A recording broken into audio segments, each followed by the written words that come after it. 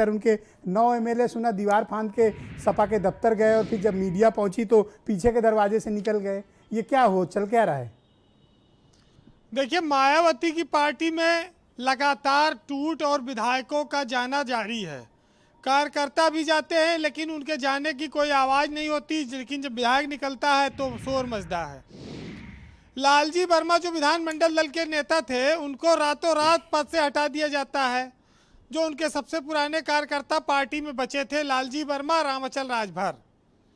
अच्छा, मायावती का साथ छोड़कर जाने वाले बहुत सारे लोग रहे, लेकिन मायावती अपने ऊपर कोई इल्ज़ाम नहीं लेती हैं। जब कोई छोड़ के जाता है तो वो उसी पे आरोप जड़ देती हैं। एक सज्जन ने कहा कि मंजिलें तुमको ज़रूर मिलेंगी, आज नहीं तो कल, और बहुजनों की खातिर थोड़ा तो खुद को बदल। तो ये जो बात है वो मानने को तैयार नहीं है। बहुजन का वो दावा करती हैं, लेकिन उनकी पार्टी लगातार टूट रही है।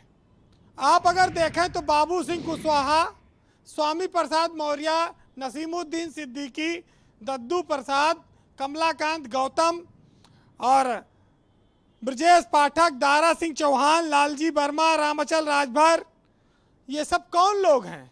बहुत बड़े बड़े दिग्गज थे बहुजन समाज पार्टी के, जो एक एक कर मायावती को छोड़ते गए।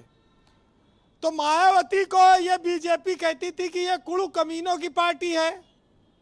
अब बीजेपी को बहुत सहानुभूति है मायावती से। अच्छा, मज़े की बात यह है कि अगर मायावती का कोई नेता बीजेपी में जाता है तो उन्हें ज़्यादा तकलीफ नहीं होती। उन्हें तकलीफ अखिलेश यादव की पार्टी में अगर जाता है नेता तो होती है। ये आप देखिए, राज्यसभा चुनाव में कई विधायकों ने बसपा के क्रॉस वोटिंग की थी बीजेपी के लिए, लेकिन मायावती ने उसका बुरा नहीं माना, क्योंकि पता नहीं क्या कारण है। आपको याद होगा कि जब मायावती की सरकार थी तो बीजेपी कहती थी मायावती दौलत की बेटी हैं, इनके ऊपर आरोप लगाती थी, कहती थी ये नोटों की माला पहनती हैं। मायावती के लिए सड़कें धोई जाती है जब वो मुख्यमंत्री थी, जब वो चलती थी।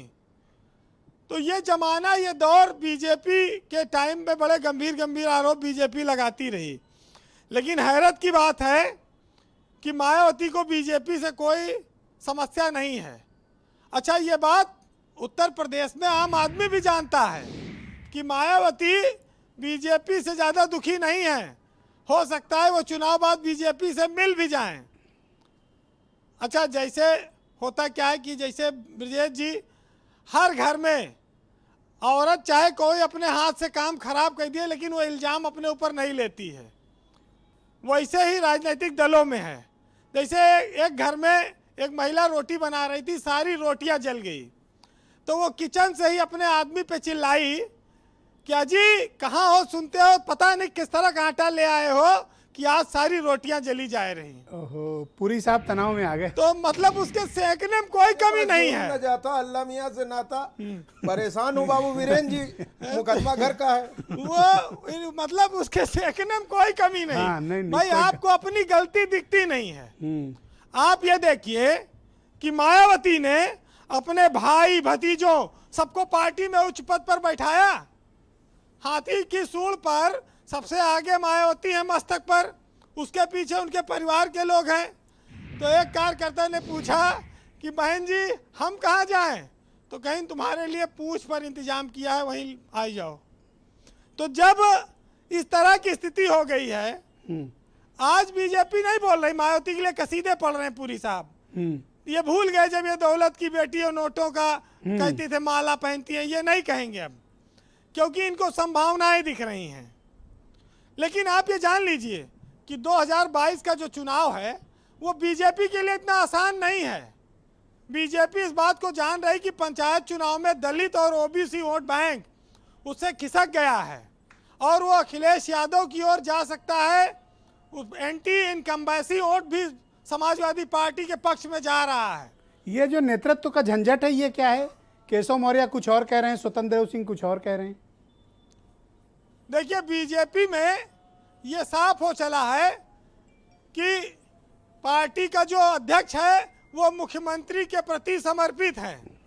वो योगी आदित्यनाथ के लिए लगातार बोलते रहते हैं, लेकिन पार्टी में अगर सब कुछ सही है तो दिल्ली के नेताओं को लखनऊ में आकर मंथन क्यों करना पड़ा, और इस मंथन से क्या निकला आज तक कोई नहीं जानता कि विष निकला कि अमृत निकला। ये खाली 15 दिन से कहानियां चलती रहीं।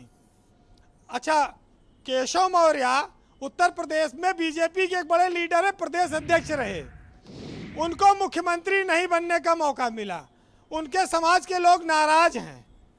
ओबीसी, अच्छा आप ये भी तो देखिए कि किसान आंदोलन, पंचायत चुनाव के नतीजे, कोरोना काल में लोगों की मौतें, ये सब बीजेपी के क्या पक्ष में है कि ये सरकार बना लेंगे।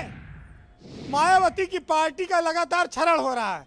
वो सोचती है कि दलित वोट बैंक हमारा स्थायी है, अरे बीजेपी ही उस पर रोज डोरे डालती है, यही तोड़ने में लगे हैं। अब उनको इससे तकलीफ नहीं, उनको ये तकलीफ है विधायक अखिलेश के पास क्यों जा रहे हैं। तो भाई समस्या कहीं और है, मतलब अब समझ वही बात है ना जी। उनको ये नहीं मतलब है कि हाथी लेट गया है, उनको इससे समस्या ये छोटे छोटे प्यादे न भागने पावे, है ना। शतरंज की चाल में उनको दर्द अपने हाथी के मरने का नहीं है।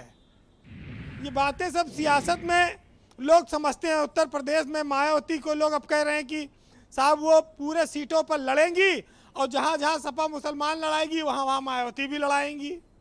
वो फायदा किसको पहुँचेगा, ये सब तमाम सारी बातें चर्चाएं उत्तर प्रदेश की राजनीति में हैं। जी बीरेन जी। कांसीराम ने एक बार कहा था कि बदला लेने की नहीं, बदलाव लाने की सोच रखिए। आरोप लगाने और बदला लेने के चक्कर में मत पड़िए, क्योंकि समझदार व्यक्ति वह नहीं है जो ईंट का जवाब पत्थर से दे।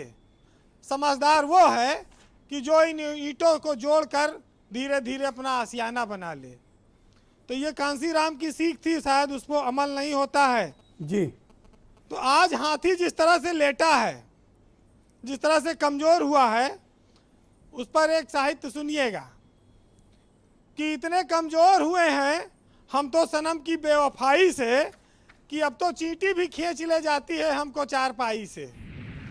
और दोस्तों के लिए कि अब न मैं हूं न बाकी हैं ज़माने मेरे, और फिर भी मशहूर हैं शहरों में फसाने मेरे। और ज़िंदगी है तो नए जख्म भी लग जाएंगे, अब भी बाकी हैं कई दोस्त पुराने मेरे। बहुत बहुत शुक्रिया बीरेन जी, बहुत बहुत धन्यवाद आपका। एम एच खान साहब को स्क्रीन पर लाया जाए। एम एच खान साहब, मायावती